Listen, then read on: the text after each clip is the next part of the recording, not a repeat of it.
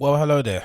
Welcome back to the Agostinho Zinga Show, episode number 322, with me, your host, Agostinho Zinga. How's it going? How you feeling? Great, amazing. Glad to hear it. Glad to hear it. How am I? I'm feeling pretty good, standard thing. Still here, still locked down, still trying to keep myself alive, still trying to ensure that allergies don't take over my life, still trying to ensure that I'm running every single day, which I'm doing, still trying to ensure that I'm fasting most days, which I'm doing at the moment. It is what it is, isn't it? We just keep chugging on in, chugging on out. By the way, in case it's your first time watching the show, make sure you smash that like button, hit subscribe, leave me a comment down below. If you're listening via the podcast app or any other, I'm using Overcast at the moment. I'm enjoying that because I found the Apple Podcast app kept crashing. Maybe because I've got too many shows I'm subscribed to, but it just isn't working that well for me. It's really buggy, so I started using Overcast. But whatever platform you're using, if you're listening to this podcast now via the audio platform, make sure you leave me a 5-star review and share it with your friends, and it helps the show get spread and other people to hear it. That'll go a long way, and I'll appreciate you greatly for that little gesture. Anyway, on with the show, man. On with the show. Yeah, so that's it. And I've been staying in, running, reading, watching movies, watching documentaries. The same thing, right? Obviously, I've got some kind of order in my life. I'm going to bed at a certain time, waking up at a certain time. Don't get me wrong, but God Almighty, man. I mentioned previously in another episode, like, I just can't wait to go to a restaurant somewhere and have a really big greasy steak and a glass of red wine, really fat glass. You know those kind of ones that's like an urn, and you hold like that. That'll be nice, right? Just so I don't have to fucking make it at home. I could obviously get myself a steak somewhere pretty decent and do it at home, but it's not the same, and it really isn't. Um, that ambiance, being around people and stuff goes a long way. And I wasn't that guy before, but hey, I'm turning into that guy now at the moment. But I'm not missing clubs really that much, to be completely honest. Not really that bothered about the clubs. I think when they come back, they'll be fine. I think people will be ready and willing to go and get loose and get crazy. I don't think they'll care that much. Actually, depends, because I did read this article that somebody wrote about what's happening in Berlin at the moment with the club scene, and they mentioned that they had statistics or findings, data from a report or from a poll. A survey. Sorry, that basically was a survey that was sent out to, I'm assuming, club goers. First the first question was like, oh, how did you agree with the lockdown in general? And overwhelming majority said yes, 98%. Yeah, I agree with the lockdown. Then they said, oh, how comfortable would you be to go back to clubs once they reopen? Sorry, and it was 50-50 split, right down the middle, maybe 54-48 or maybe 54-46. But it was a lot closer than I thought it would be. So there's a lot of people that are still a little bit, nervous about going back into a nightclub and going to that arena. I guess if you're a club, the only way you can kind of alleviate people's fears is by having little, antibacterial gels on the stand, on the bar. Maybe supplying free mask with your logo on it, just a little bit of branding. Maybe having an on-site health professional, maybe a point of contact at the club who can help people if they're feeling a bit unwell. Maybe you do that thermometer thing, and you scan people when they're coming in. Not sure how helpful that stuff is, but I think it just gives you a bit of confidence, similar to those antibody tests everyone gets in LA. In it just gives you a little bit of confidence. It's sort of like a placebo in that regard, right? You just feel good, so that can probably help you. If you feel good, you might actually get better sooner. Who knows? I'm not a medical professional. You don't come here for medical professional advice, and if you did, sucks, you're dead now. But yeah, that's about it, really, innit? Oh, update on the George Floyd case. It's been what they've upgraded to second-degree murder now, right? I saw an article actually. Let's quickly read that, and then we can move on to some other topics. I don't want to keep talking about George Floyd's death. It's really sad every time I think about it. I picture the video, and I see his wife. His mother, his child, speaking and stuff with the press, and it just breaks my heart, man. Do you know what I mean? Like, it's just, yeah. I think we're at a point now where the riots and the protesting and the looting, whatever you're going to call it, has had some positive effect, because I think it's sort of like a sped up the process of charging these former police officers. I'm not too sure if we lived in a world where everyone was apathetic and didn't really care, if the officers would have got charged, even with this really, really, really hard to watch video. I don't think it would happen the same way. People just didn't care about it. I think the rioting, the protesting, and the looting helped speed up matters somewhat. And even if it didn't, I think it's just a good thing that to get see people feeling engaged, and if they have the assumption that, oh look, if I make a bit of noise, it can actually influence things. That's a good thing going forward. That can maybe lead to them, voting more, maybe trying to run for stuff, get involved in local politics. It's all a good thing, really. It's a net positive in that regard. But it's an article here from KTSP. Where's it from? Eyewitness News. His update here says AJ Ellison announces charges against three former officers involved in the George Floyd's death. Additional charges against Chauvin. That's the guy that's got the knee on George Floyd's neck. It continued, said Minnesota Attorney General Keith Ellison has added second-degree murder charges against former Minneapolis police officers Derek Chauvin, and has added charges for the other three former officers.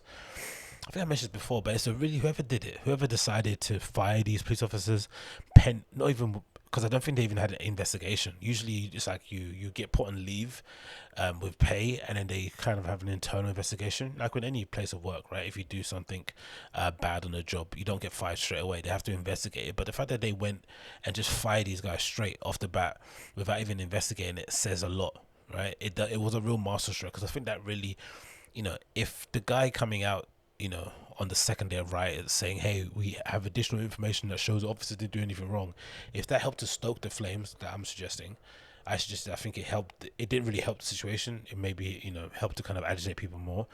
I think firing the officers had the opposite effect. I think it made people have hope in the judicial system. Maybe. I don't know. Maybe if American people say, nah, not really, they're not going to be happy until those guys are walking out of a courtroom in an orange jumpsuit. But I think that was a masterstroke to fire them straight away. Because imagine not firing them, having them on leave with sick pay whilst you're investigating it, and you're saying all the stuff you're saying now. That would have been nuts, isn't it? It says, according to court records, Thomas Lane, Tao, have you pronounced that, Alexander Quang, are each facing charges of an unintentional aiding and abetting second-degree murder, as well as aiding and abetting second-degree manslaughter. Like, God, imagine how they started off their day, police officers. Obviously, I don't think they had the intention of, we're going to go kill a black guy, but imagine just the recklessness that must exist between a team, because usually you'd think, they hear that phrase, oh, there's some bad apples, right? Cool, there's a bad apple in your group. But for all four of you guys to be bad apples, right?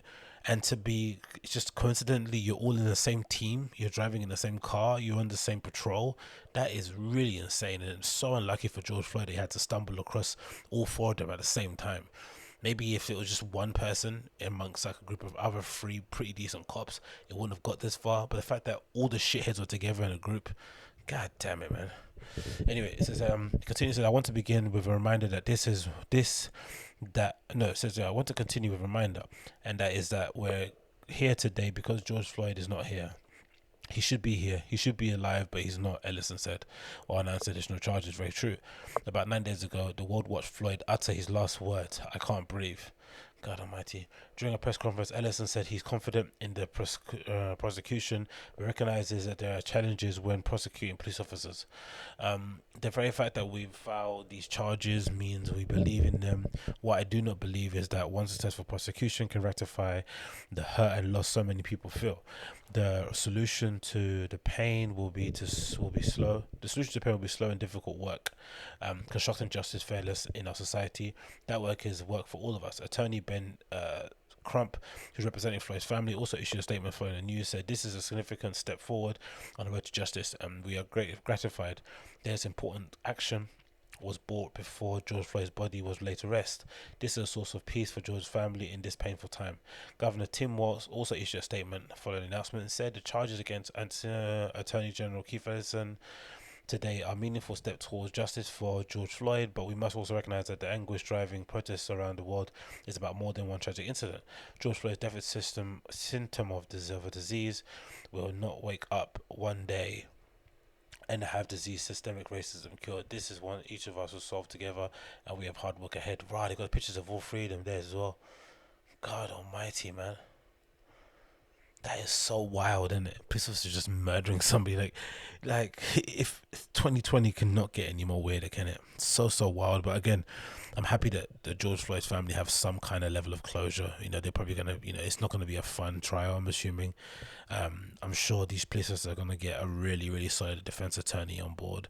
I'm hoping the is it would they try to yeah they're gonna charge them in Minneapolis, right? But I'm hoping whoever's in charge of charging them and interviewing these officers does a really good job by the book, doesn't let their emotions take over, so that there's loopholes and stuff that they can exploit. Just do it by the book, as long as it takes. As long as these guys are in prison for the rest of their life, no one will give a shit. Do you know what I mean? Doesn't care how long it takes. Don't rush things. So going forward, but bloody hell, man, it's a real turn for the books now. And I don't know, maybe it's just me and other people do agree as well, but I don't think we would have got to this point without the riots. I really don't. I think the riots has really helped to open people's eyes up, and I guess the nature of the arrest as well, the fact that he was, he looked on video like a big friendly giant. He looked like he was complying. He looked like he was, um already restrained to a level where they didn't need to put any more force or any more anything else onto the issue. They could just left it at that. It took him back to the precinct to dealt with the issue, but instead they decided to you know be judge, jury, and executioner right down the street. Mad, man, mad. Anyway, move on. About what else to talk about here? Oh, I thought this was funny. So I guess they had like a town hall meeting. I'm assuming they're having town hall meetings. I'm guessing all over the world, but because we're all under lockdown, they're doing some of these town hall meetings via Zoom.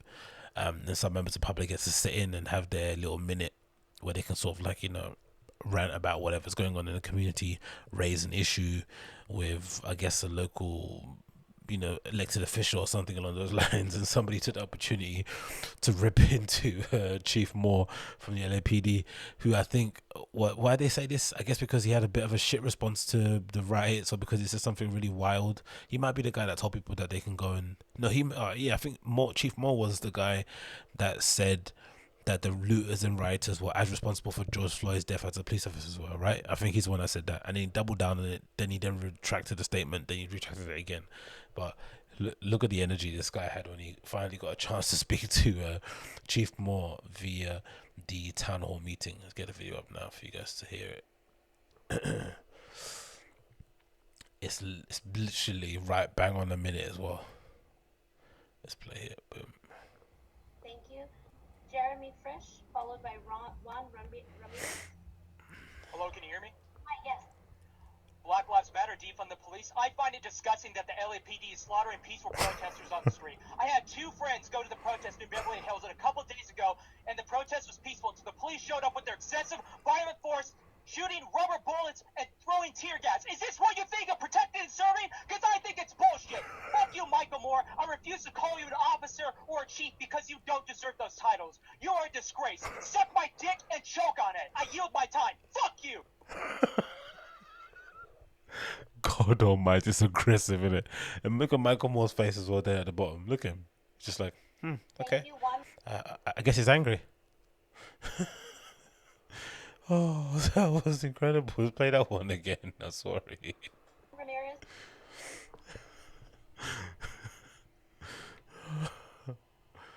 Let's play it one more time. Jeremy Fresh, followed by Juan Ramirez. Hello, can you hear me? Hi, yes.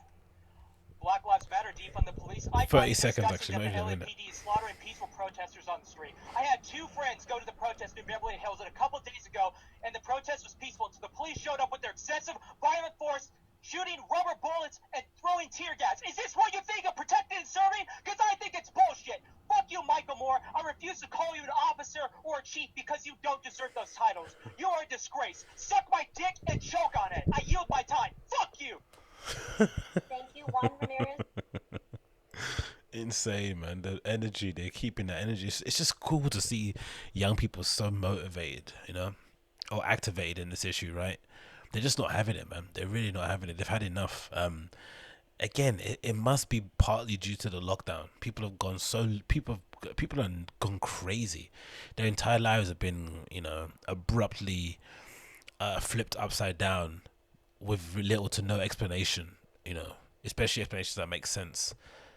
They've been given no indication as to when they're going to get back to their normal lives. There's no one's really being honest and really telling them the actual realities of what their normal life is going to be like once they get back to it, right? We're actually going to be back to the there's going to be a new normal. No one's actually been honest enough in politics to say, hey, I know you guys are really feeling, a bit disillusioned, but I need to just let you guys know for sure that it's not going to be what you think it is once you go back. It's going to be a whole different reality. And no one's actually said that. No one's actually been honest and just sat down in front of a camera and just spoken to the public from an honest point of view. It's all this, everyone's spinning something.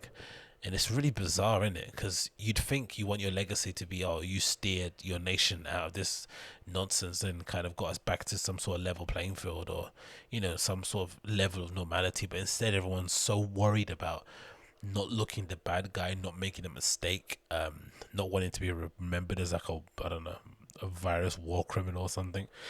It's really bizarre. I just find it all very odd. But hey, what do I know? So moving on in. What else we have here? Dummy. Who's this? I said something about dummy here on a post. I should actually add more notes on my topics I'm going to mention here, but something about dummy. Let's see who is this dummy. Bubbity bubbity bubbity bubbity bub. Come on, load so I can see what you're looking at, my friend. We're meant to be what? Warwick University. I don't know what's this meant to be. Oh, I guess, yeah. Do we need to talk about this guy getting cancelled?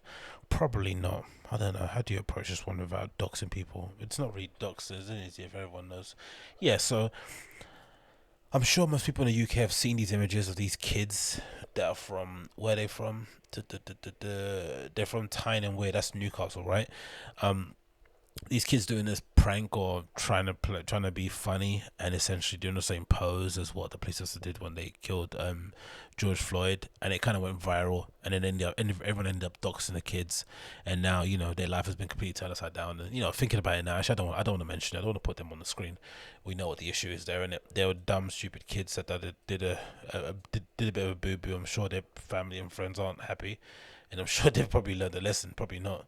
I wonder what happens when you get cancelled at that age. Maybe it's for the best, in it. If you get cancelled when you're like 16, 15 years old, especially nowadays in internet age, if you get cancelled when you're 16 and suddenly you become an adult, people usually forget in it about what you did. It's unless somebody is got a memory of an elephant and they kind of drag it back up again. You can get away with it, especially if you change your ways.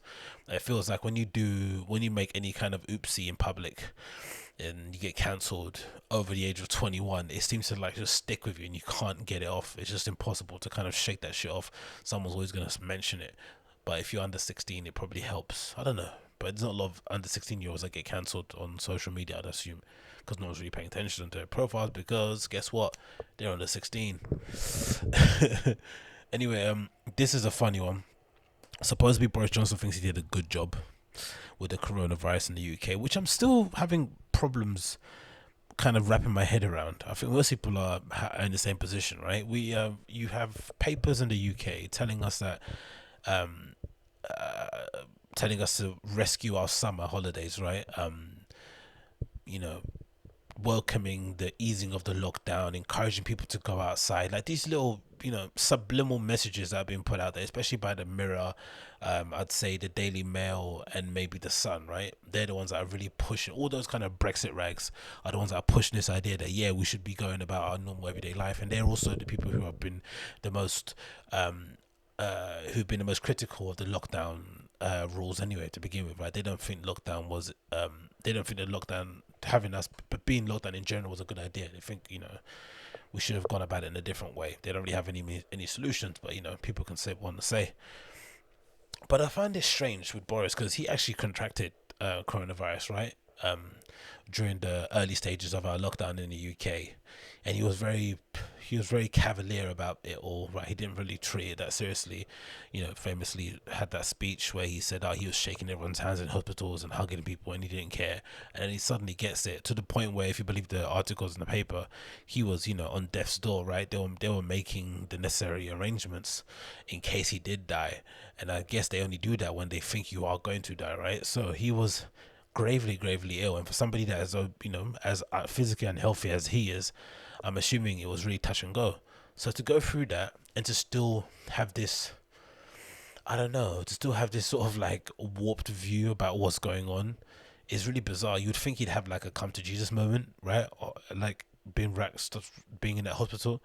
But I guess some people just, no matter what happens in life, they'll just stick with their POV because I guess it's much harder for them to accept the reality that all this time they might have been wrong. I don't really know. I can't really psychoanalyze anyone. It's not really my place, but I just found this statement really, really funny on The Guardian. The title says, Boris Johnson declares himself very proud of coronavirus response, which is an odd way to go about it, right? Being proud of your response when you've got, we've had the highest number of deaths, I think, in Europe. It continues to say, Boris Johnson said he's very proud of his government's record in the coronavirus during the Prime Minister's questions, at which Keir Starmer repeatedly pressed him on his leadership over the issue. Johnson, who announced a new commitment for the vast majority of COVID-19 tests to be processed within 24 hours. This is a new incentive, right? I think the test prior are 48 hours. I think the ones they're doing in the Premier League are 24. The ones we get, us average day folk, is 48 hours. It's like, thanks. Complained several times about what he called a negative approach to Labour leader. In response, Starmer said the Prime Minister was confusing scrutiny for attack. Starmer, who began by expressing surprise that Johnson had noted the death of George Floyd and subsequent arrests in the US during his opening remarks, stated his questions by referring to a Daily Telegraph article which said Johnson was revamping the cabinet's committees to take control. Imagine all this time this guy's been doing. What has he been doing then? If he's just taking control now, what has he been actually doing? Fair enough, he was ill, but you're back to work now, right? It's like that person that goes on holiday at work and they just start rambling on about their holiday for you. You've got, when you go on holiday and you're at work, when you come back at work, so and you've just been from holiday, you just been at holiday, whatever, you know what I mean. You've got a week to talk about your holiday. A week. Sometimes I say 3 days. After that period is over, you can't mention your holiday again. It's done. It's kaput. Your holiday is gone. So with this guy, if you're ill and you come back to work, you probably get less time. You probably get 2 days of people feeling sorry for you and wanting to offer you tea and get you a coffee and asking if you want any lunch. After that, it's just done. You can't mention it again. But this guy is just, I don't know. What is he still? And who was in charge whilst he was like taking his foot off the pedal? Bizarre, isn't it? He said, Starmer said the Prime Minister was confusing scrutiny for an attack. Starmer, who began expressing his surprise, so I mentioned before, he said, started his question by referring to the Telegraph article which said Johnson was revamping the cabinet committees to take control of the response to the coronavirus. Starmer asked, so an obvious question for the Prime Minister, who's been direct control up until now? Johnson replied, I take full responsibility for everything that government has been doing to tackle the coronavirus. I'm very proud of our record. If you look at what we've achieved so far, it's very considerable. We have protected the NHS, we have driven down the death rate, and we are now seeing a far fewer admissions. That's expert politicking, right? You get asked a question clear as day as this, right?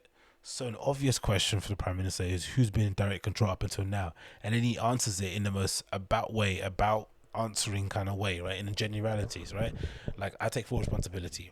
Then you assume he's going to say somebody, but he doesn't say anybody. He just kind of moves the goalpost somewhere else. It's like expert. He's really good at kind of deflecting questions. He never answers any question unless he only answers questions he wants to answer directly. I guess most politicians are like that, right? Can't really blame him for it, but bloody hell, it's a wizard at that, isn't it? Continue, says he's added, I think what the country would like to hear from him is more signs of cooperation in that endeavor. I love when people do that, innit? Stop being negative. It's like, no, your ideas are shit. I'm just bringing it to your attention. I used to get that a lot sometimes at work when you're doing team meetings and brainstorming sessions. Like, oh, stop being negative. No, I'm just picking holes in your idea. Like, you're obviously getting enthusiastic about it. So I'm trying to let you know that you shouldn't get enthusiastic about it because it's a horrible. Anyway, that sounds bad, but it's the truth. What can you do? Starmer responded to the letter, commenting by saying he had written to Johnson 2 weeks ago to ask whether he could help build the consensus on pupils returning to school, saying that I did it confidentially because I didn't want to make a lot of it. He hasn't replied, and then he didn't reply to that either. He said the Labour leader asked Johnson about a report that levels of trust in the government had dropped notably since the revelations about the lockdown movements of Dominic Cummings.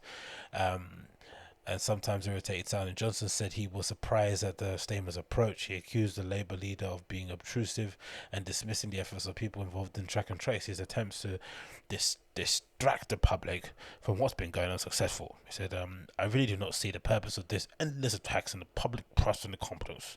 Blah, blah, blah. But yeah, our numbers are not nice, are they? Nearly 40,000 deaths in the UK, man. Grim numbers. Whatever way you look at it, whatever way you cut that pie, not good, innit? And they continued here. Stamer replied, the Prime Minister is confused and scrutiny for attack. I've supported the government openly and I've taken criticism for it. But boy, he makes it difficult to support the government over the last 2 weeks. Stamer ended by asking why lockdown restrictions were eased on Monday when the government coronavirus warning level remained on 4, something Johnson had previously said would not happen. Johnson replied, he knows perfectly well that the alert level does allow it. The former Health Secretary Jimmy Hunt later asked the PM if he would make a commitment to all COVID tests being completed within the day, and he says I can undertake to him now to get all the tests turned around in 24 hours by the end of June, except for difficulties with postal test and insuperable problems like that. But yeah, we're in a position where we're in, and what can we do, man? Things are all going a bit Pete-tongy in the UK, but you know, we kind of proceed, we strive and prosper, and hopefully we'll get out from the other side. Hopefully. Anyway, let's move on from that one. People have been protesting in the UK against police brutality, I'm assuming, mostly in support of Black Lives Matter and also in support of George Floyd, and you know, standing in solidarity with that heinous moment. But it's odd, isn't it? I had the feeling that it would get a bit physical and it would get a bit, you know, there'll be some argy-bargy there. And a part of me was thinking, why would that occur, right? Why would London protesters, why would people, you know, trying to bring awareness of Black Lives Matter, trying to bring awareness to systemic police brutality against black people in America, why would they want to resort to violence in a nation that doesn't necessarily reflect the same level of brutality that they do in the US or the UK? We have our issues, don't get me wrong, right? Cops do shoot the wrong people. Cops can be overzealous. They can be our police are just wankers, isn't it? In general, they can be a bit cunty. You know, they obviously have that superiority complex, but in general, you know, you can kind of get away, you can kind of skirt by life in the UK without interacting with them too often if you're sensible. For the most part, they don't necessarily try and get in your business, depending on where you live. From what my experience I've had, now I've lived in ends, I've lived in nicer places, but for the most part, they tend to kind of like, you know, not bother you if you're not being a dickhead, basically, which is hard to, you know, what is a dickhead? Bigger question. But I had a feeling it was going to get a bit violent. I had a feeling it was going to get a bit testy. And I guess, again, it's just more so a consequence of people just being locked indoors for the most part, not being allowed out, not being given any idea about when things would get eased, confusing communication from the government. Johnson says this about easing the lockdown, then the health secretary says this, and then this expert says that. It's just so many confusing messages being put out there. So I'm assuming once people see that video, even if you're based in the UK, you for sure have somebody in your social group who's gone through something similar with the police, right? Has gone through a really unfortunate or really kind of scary situation they've been subjected to. So I guess the only reaction would be to kind of freak out a bit, but I think it's a bit unfair to really be abusing police officers in London who haven't really done anything, right? In the grand scheme of things, they're probably hurting as much as we are during the lockdown, right? They've probably the people they have to encounter during lockdown, they could potentially be, you know, it could potentially be a life or death moment for them, right? You've seen these bus drivers in the UK who have been spat on by irate passengers passing away. It's a really scary job for a police officer, I'd assume, during lockdown, especially, you know, number one, you might get the virus. Number two, you're interacting with, you know, some real killers out there during this time. If you're outside and you're actually moving around and doing your thing, you're definitely, you know, a little bit off kilter. So you're not really meeting the best and brightest of the nation when you're going out there on the street. So I don't know, man. I feel bad for them, and that part of me thinks as well, like the police officers on the street now, they're the little cadet ones, isn't it? The little geeky dork ones that look like they're just, you know, I don't know, the ones that kind of print out all the ones that print out all the uh, all the morning briefings for the police officers in the morning, the ones that give out the coffees in the station. That's what they look like. So I feel a bit bad for them. But this video is pretty grim, isn't it? Where is it? Yeah, this is a fight that took place during the London riots, which leaves me scratching my head as to why our police officers are being subject to this level of violence when they've really done nothing wrong in, you know, now currently. Of course, in the past they've done many things wrong, but as we stand, it's a bit unfair. I'm assuming where they at, Westminster Abbey, House of Commons, not too sure. There's police officers behind a barricade, kids jump across over the thing. And if you watch the video, there's a kid obviously trying to fight a police officer. His hat falls off, which, you know, is a big no-no for police officers, I'm assuming, right? You can't ever let, yeah, it's like if you're an interviewer for a radio station or a TV show, you can't ever let someone take your mic in it. So I'm assuming your hat is the same thing. So you got this kid rammed up against a wall trying to fight off two police officers. And there's a moment where he realizes he's fighting police officers, right? And he wants to throw a punch, but he doesn't. It's kind of like, I'm not sure if it's a respect thing or he's like,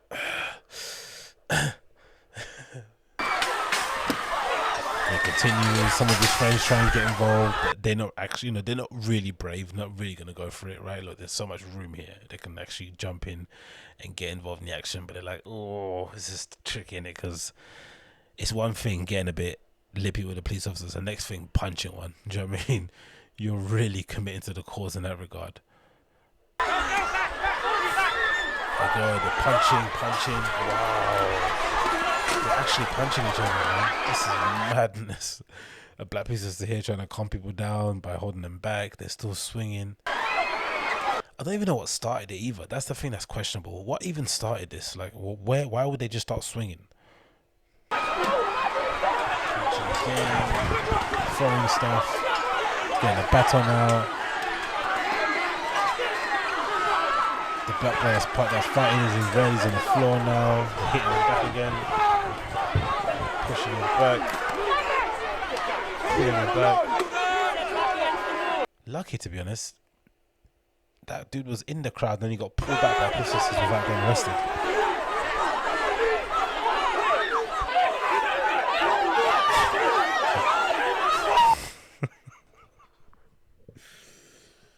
It's a bit cringe, man. But it's mostly kids, to be honest. It's mostly kids, isn't it? But this is a bit cringe. The way they're actually going they're going on as if like these guys are LAPD, man. Like, relax, man. Like, what? They're not really done anything to you, innit? I don't know. Maybe they're just bored, innit? But bloody hell, man, that's some mad violence.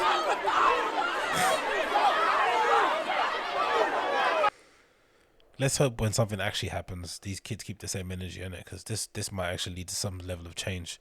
If we had these kids during the 2011 riots, this might have, you know, things might have been better, but people are too busy, you know, flipping over cars and burning shit instead of, you know, actually, I'm not advocating for assault, but hey, if you want to get your message across, you know, a little 1-2-1-2 doesn't help. Let's move on from that one. What else we have here? Another video on the London riots.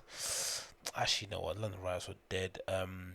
The other thing that was interesting was John Boyega decided to have like do a speech. Is that how you say his name? John Boyega, John Abigail, the guy from Star Wars and Attack the Block. Decided to go down the front line and protest everybody else, which is cool, isn't it? I think that's a good thing. I think to see Hollywood celebrities or A-list stars, you know, still be a man and still have the ability to be a man of the people and connect with people, obviously goes a long way. I'm assuming if you are somebody that is fighting that fight, it's nice to have some kind of ally within those circles. It helps to bolster your image and maybe kind of widen your message. Obviously it's maybe it's not such a counterculture thing now, because, you know, the killing of George Floyd was so despicable and so brutal and so callous that, you know, you'd be hard pressed to find anyone that would disagree with the mantra of Black Lives Matter. There are some people out there who are, all lives matter still, but for the most part, everyone kind of understands the pain that some black people are going through, especially in the United States or the world over, who've been felt as if they've been oppressed, they've been marginalized.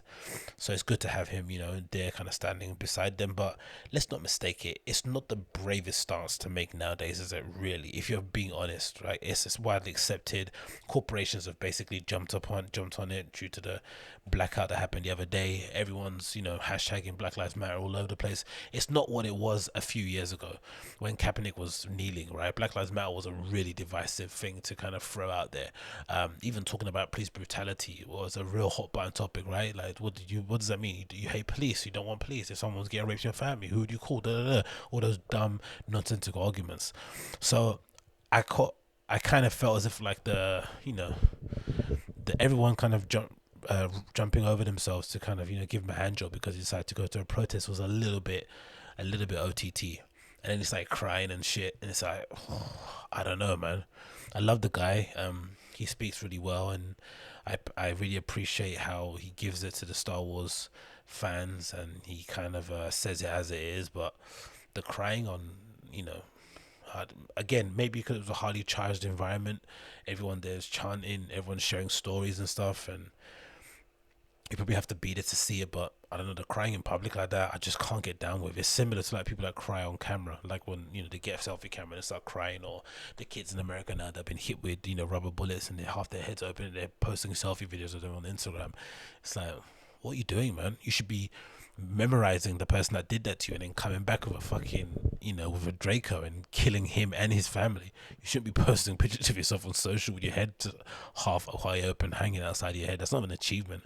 But maybe I'm wrong in this, but yeah, who knows? But here's a picture of said guy, John Boyega here, being our support, shouting with his gloves are sick though. I like his gloves. He's got, what are they, like motorcycle gloves or motocross gloves? I'm not too sure. They look really cool. But yeah, he's doing the thing, man. For credit to him to be there anyway, regardless. That might be a big thing, isn't it? Because I assume there's not that many. Is there many famous people out there? I'm not too sure. But credit to him anyway, regardless, man, for being out there. Good job, my friend. Hasses, good job.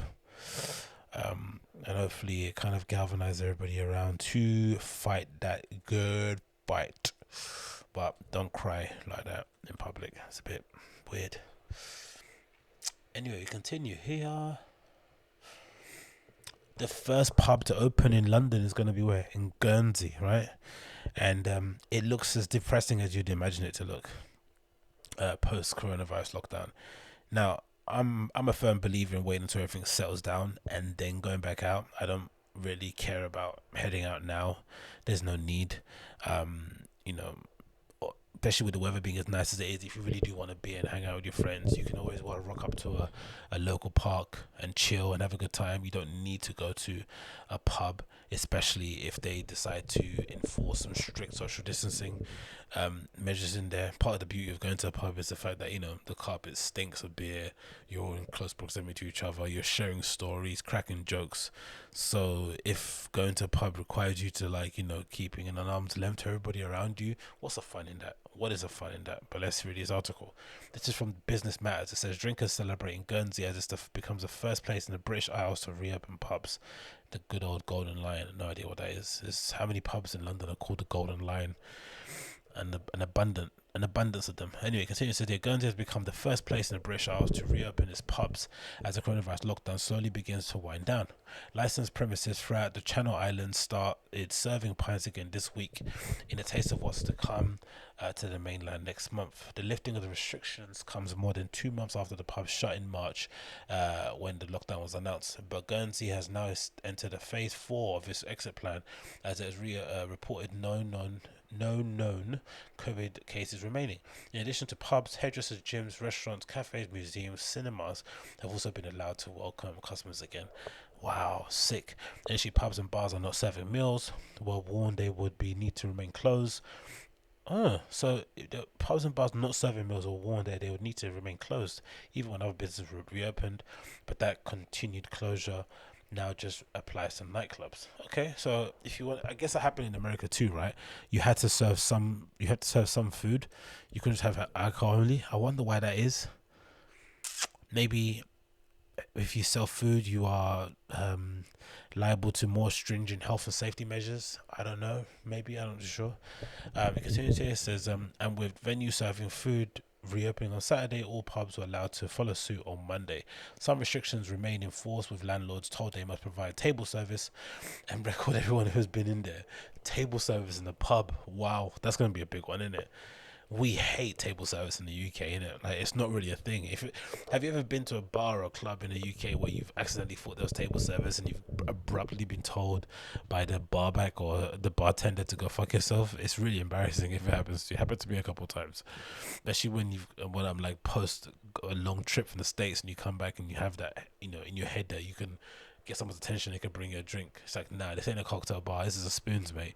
You go up and get it yourself.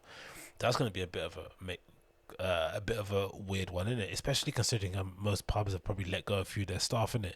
They have to hire new members of staff again to help out. It's gonna be weird. Manager Aaron Thompson said, "We've set this up.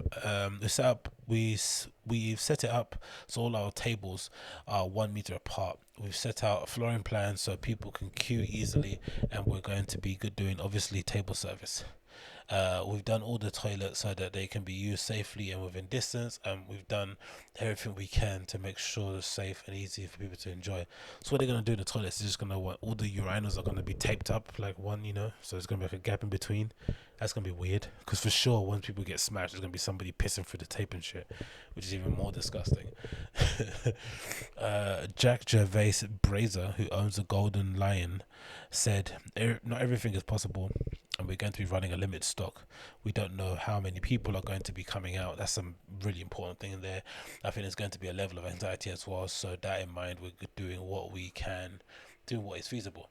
We've got outside, inside, upstairs. So we're going to be doing a phase opening, and it's a question of not running before you can walk, really. So yeah, you got. I guess they did the markers on the floor. They've got the chairs at the bar. Got some space here, which is great. But fuck, man. In theory, it should be better for them, right? Because if you can fit more bodies in a pub, you probably can fit more bodies in a venue than you can do tables and chairs, right? You take up less room, depending on how big you are. So they should be making, if they have some, as the night progresses, obviously in the beginning, you're going to be a little bit, tight with the rules. But as it progresses, you probably could get away with squeezing a lot more people into a bar into a pub, than it first envisioned, I'd imagine. It says here, one local, Paul Scovard, said it was a great morale booster for the pubs to be back. He said, "It's great the pubs are back. Good for the economy as a whole, and you can't beat a nice cold pot in a sunny beer garden. We're very lucky in Guernsey to be able to do this, but hopefully everywhere else will be able to follow soon." I don't know why he has an accent, but he does. The Guernsey police said it will be stepping up patrols during the reopening. Of course they're going to be. Oh, God bless the police during this time, man. They had a bit of respite when everyone's locked in, and then as soon as everything opens up again, they're going to be inundated with the phone calls. But yeah, Guernsey is back in business. Moving on up, moving on in. What else we have here to talk about? This funny for all the tributes, there's a lot of people out there doing some good work, right? You've got Virgil Abloh donating $50 to help kids get bailed out if they decide to go riot and loot, even though he told them that they should be ashamed of themselves for stealing t-shirts. Then you've got Russ making these amazing t-shirts and hoodies that he's made nearly $500,000 on. He wants to now new goal of making maybe $1 million to contribute to the fund as well. We've got loads of different initiatives. Then on the other side of the pillar, the other side of the aisle, right, on another planet, right, somewhere near Mars, you've got fucking David Guetta decided to, make a tribute to the victims of police brutality, to also shout out and acknowledge the George Floyd family in this terrible situation in the most David Guetta way possible. Now, it's funny, don't get me wrong, but you have to be honest, and his heart is in the right place. He does mean well. English isn't his first language, and for the most part, judging by what I've seen about David Guetta online, he's a bit corny, he's a little bit of a dweeb, but he seems like a chill dude, isn't it? The music, I'll never listen to it, but he occupies a certain space in music that people seem to enjoy, and he's having some fun of it. But bloody hell, this did come across a bit disgusting when I saw it for the first time. But this is David Guetta on a rooftop of, I think it's a Miami bar that he's doing a residency at, because I remember seeing a video of him performing during the lockdown, like going really ham, and they've sort of like streaming it live on YouTube, and they've got massive speakers and shit. It's a whole production. Like I'd love to know what the production costs are for his little parties he puts on. I think it's maybe once a month during the lockdown, but it's a real big show. It's a much bigger thing than just having a couple of monitors and a fucking webcam. They go in on this, so bloody hell. Let's play the video here. Let's get it up on the big camera, so I make it widescreen. The world is going through difficult times, and America too, actually. The world's going through difficult times, and America too, actually.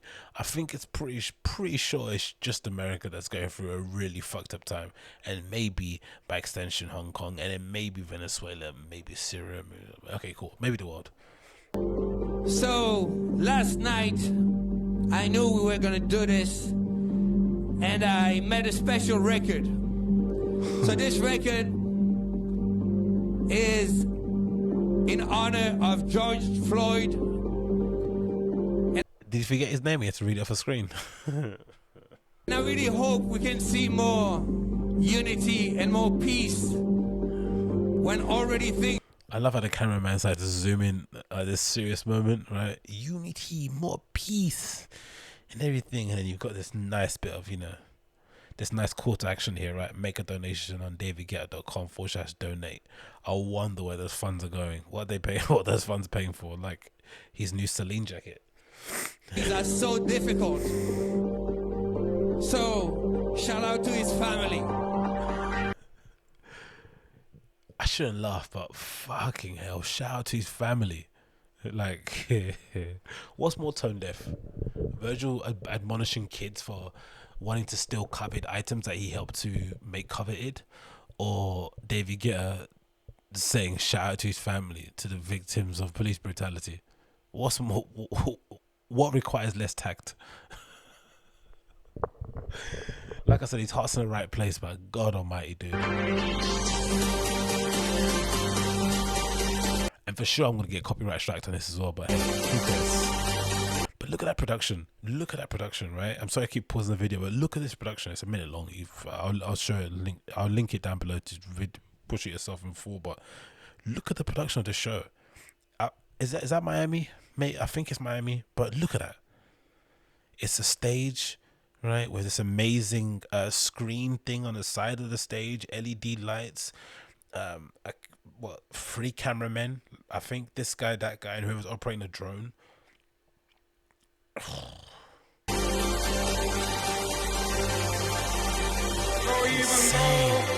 face the difficulties of today and I wonder where the sample's from. Is that a Martin Luther King sample or something? He's a legend. I still have a dream. Yeah, It is a dream deeply rooted in the American dream. but to be fair, he made the track yesterday, so fair play to him, I guess. I have a dream. EDM is fucking terrible, innit? It's so bad.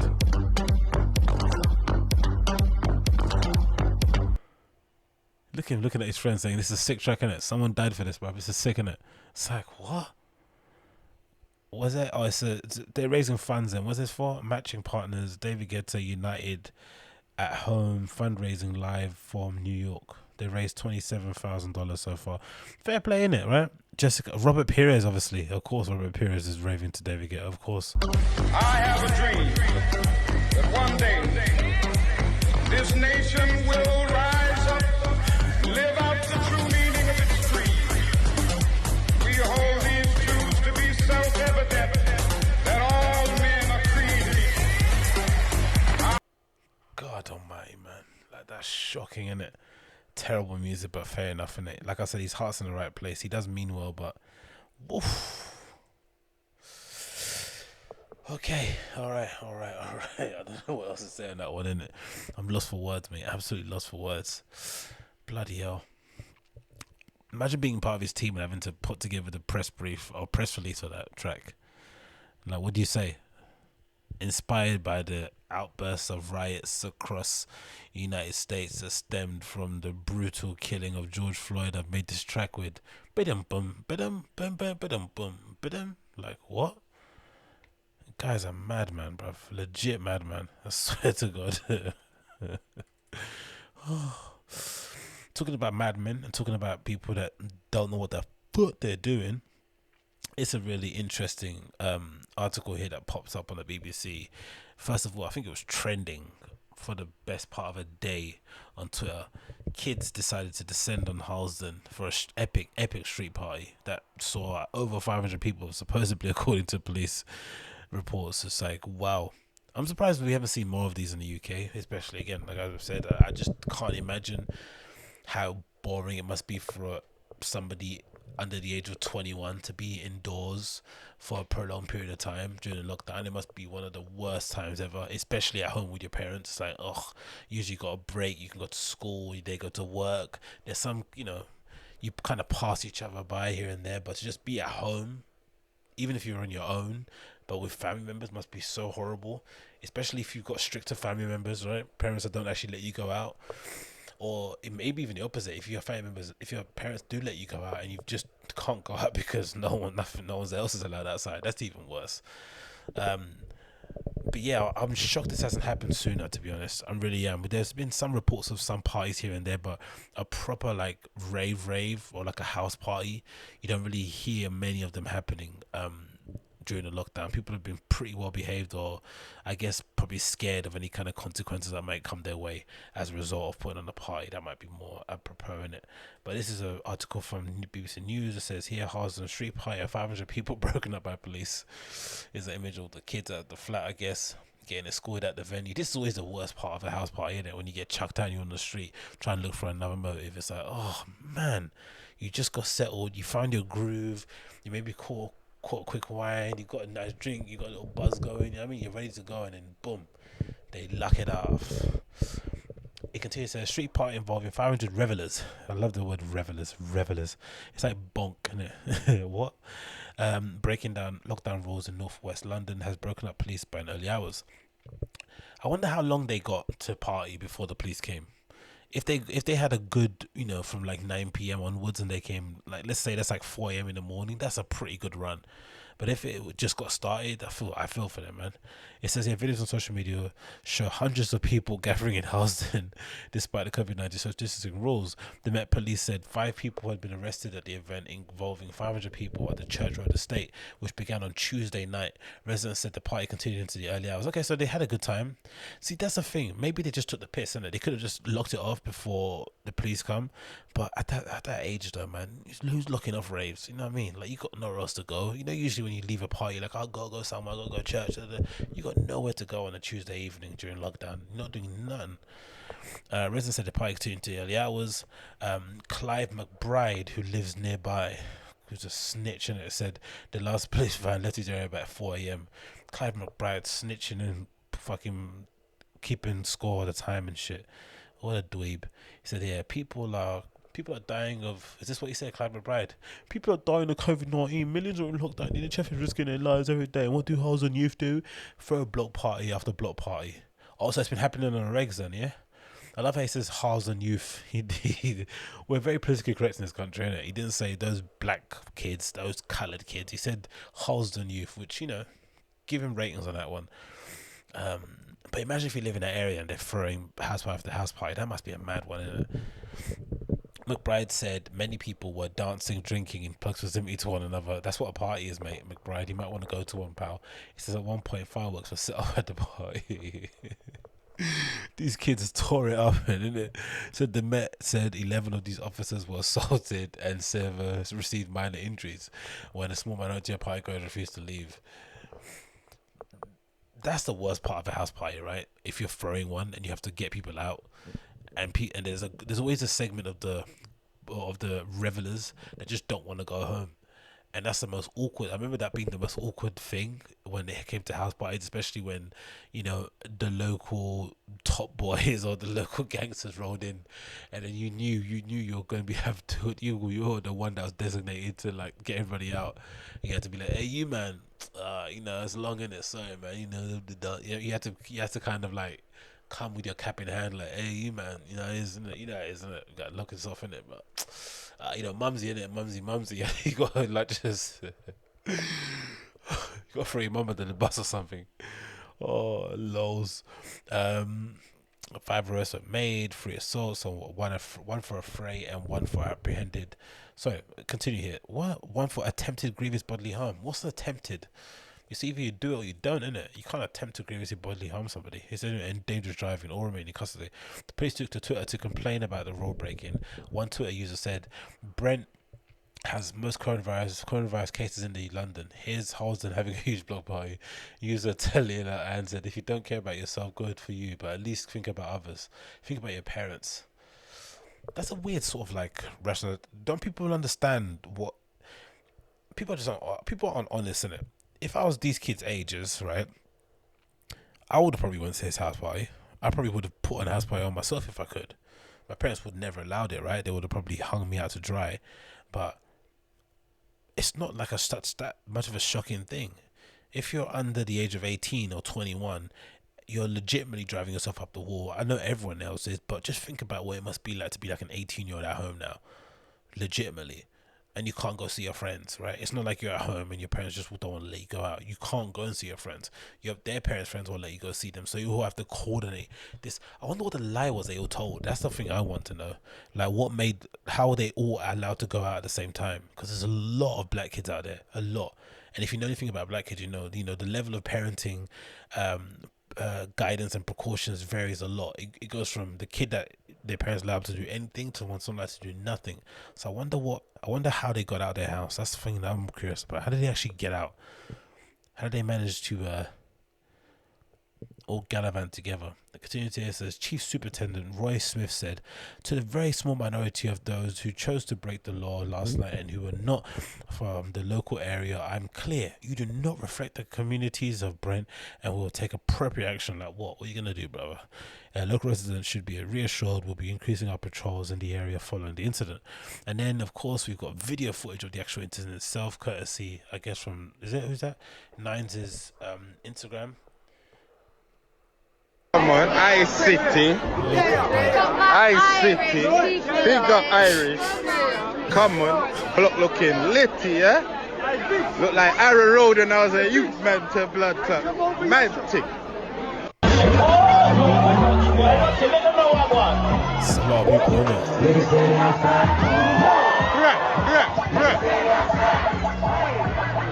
Send the animal slide. It's like fun though, isn't it? It's like fun, isn't it?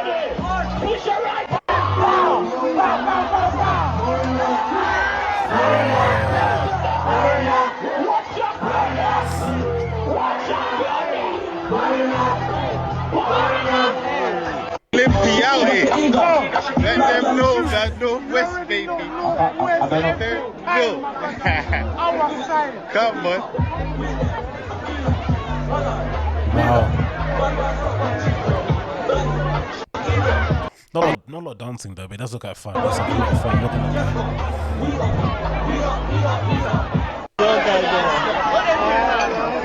What's that? What's that person doing? Is that someone on Lampers? There's a helicopter.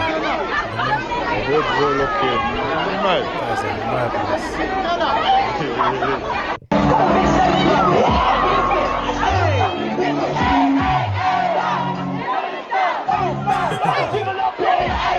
People are climbing over the fence like it's wireless.